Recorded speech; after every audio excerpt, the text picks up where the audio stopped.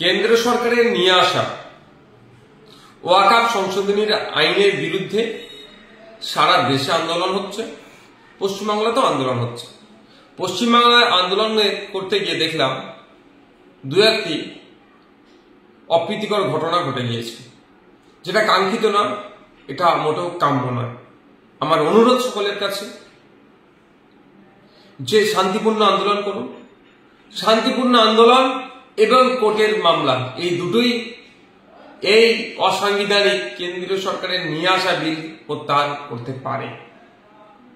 সুতরাং আন্দোলনে যদি কোন রকম হিংসা চলে আসে প্রত্যক্ষভাবে বা পরোক্ষভাবে, তাহলে কিন্তু এই আন্দোলনের গতিপথ রুদ্ধ হবে এবং সাথে সাথে ওই ওয়াকফ সংশোধনী আইন প্রত্যাহারের ক্ষেত্রেও লড়াই যেটা হচ্ছে গণতান্ত্রিক প্রক্রিয়ায়, সেটা দুর্বল হবে।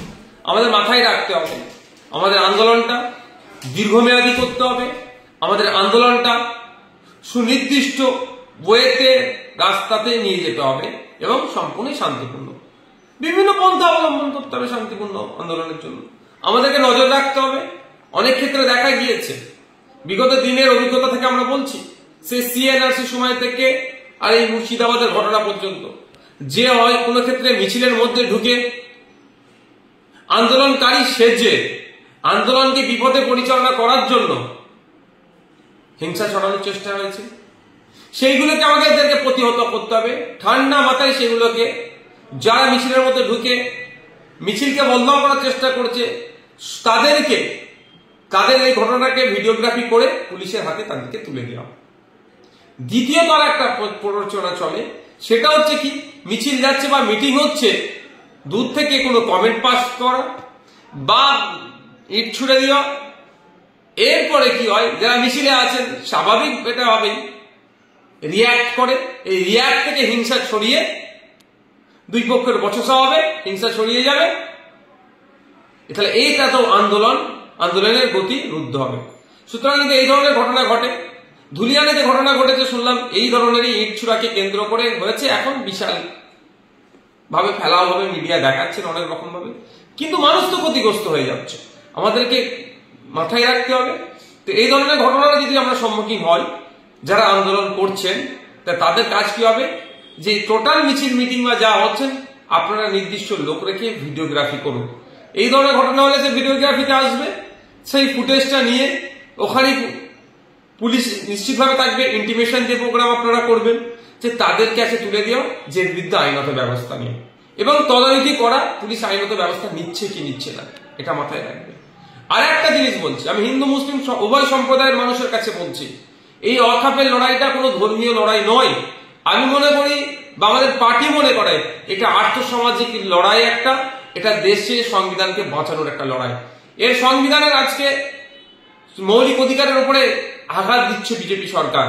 আগামী দিনে এই এরা জমি হাঙর, এরা ভালো কিছু প্রপার্টি দেখেছে ওয়াকফের, সেগুলো এরা নিয়ে পুঁজিপতিদের হাতে তুলে দিতে চাইছে। আজকে ওয়াকফের নিয়েছে, গতকালকে জঙ্গলের অধিকার আদিবাসী ভাইদের কাছ থেকে কেড়েছে, আগামী দিন জৈন খ্রিস্টান থেকে শুরু করে দেবত্ব সম্পত্তির প্রাইম প্রপার্টি গুলো এরা নেবে না কেড়ে, এইরকম ভাবে এটা বলা মুশকিল। এটা জমি রক্ষার লড়াই হচ্ছে। সুতরাং এই লড়াইটা হিন্দু মুসলমানের লড়াই নয়। কেউ যদি এটা হিন্দু মুসলমানের লড়াই বানিয়ে দিতে চায়, হিন্দু মুসলমান নির্বিশেষে তাদেরকে এর বিরোধিতা করতে হবে। আমাদের মাথায় রাখতে হবে, আমাদের সামনে ডকুমেন্টস আছে, পার্লামেন্টের দুটো কক্ষে এই ওয়াকফ সংশোধনী আইনের বিরুদ্ধে যারা ভোট দিয়েছিলেন, যারা যে সমস্ত এমপিরা ভোট দিয়েছিলেন, সেই এমপি গুলোর মধ্যে হেভি অংশের এমপি অমুসলিম, পাঞ্জাবি থেকে শিখ সম্প্রদায়ের আছেন, খ্রিস্টান আছেন, মুসলমান আছেন, হিন্দু ভাইরা আছেন। সবাই মিলে ঐক্যবদ্ধ ভাবে এই বিল যাতে আটকানো যায়, সেই জন্য ডিবেটে পার্লামেন্টে দুটো কক্ষে অংশগ্রহণ করেছিলেন, তথ্য ভিত্তিক বক্তব্য দিয়েছিলেন। ওই বক্তব্য আমরা অনেকে শেয়ার করেছি। এই পাঞ্জাবের এই শিখ সম্প্রদায়ের আপনার এমপি এত ভালো বক্তব্য দিয়েছেন, অমুক মহিলা এমপি এত ভালো বক্তব্য দিয়েছেন, অসমের এক এমপি এত ভালো বক্তব্য দিয়েছেন, আমরাই শেয়ার করেছি অনেকে। সুতরাং এটা একটা পরিষ্কার যে এই লড়াইটা বিজেপির নিয়ে আসা আইনের বিরুদ্ধে লড়াই। এই লড়াইটা না হিন্দুর বিপক্ষে না মুসলমানের বিপক্ষে এই ধরনের কোনো নয়। সুতরাং আমরা যারা এই বিলের বিরোধিতা করছি, এই বিরোধিতা আমাদেরকে মাথায় রাখা দরকার। আমাদের শব্দ চয়ন, আমাদের বক্তব্য সেই ধরনের হওয়া দরকার যে আমাদের যেন নির্দিষ্ট লক্ষ্য যেন আমাদের থাকে, লক্ষ্যভ্রষ্ট না হওয়া যায়। আমাদের লক্ষ্য হওয়া দরকার বিজেপি নিয়ে আসা এই বিলের বিরোধিতা করা। আর একটা জিনিস, সুপ্রিম কোর্টে মামলা 16 তারিখে ফার্স্ট হিয়ারিং আছে। 16 তারিখে যে হিয়ারিং হবে, আমার কথা যদি অসত্য হয় আপনারাও দেখে নেবেন।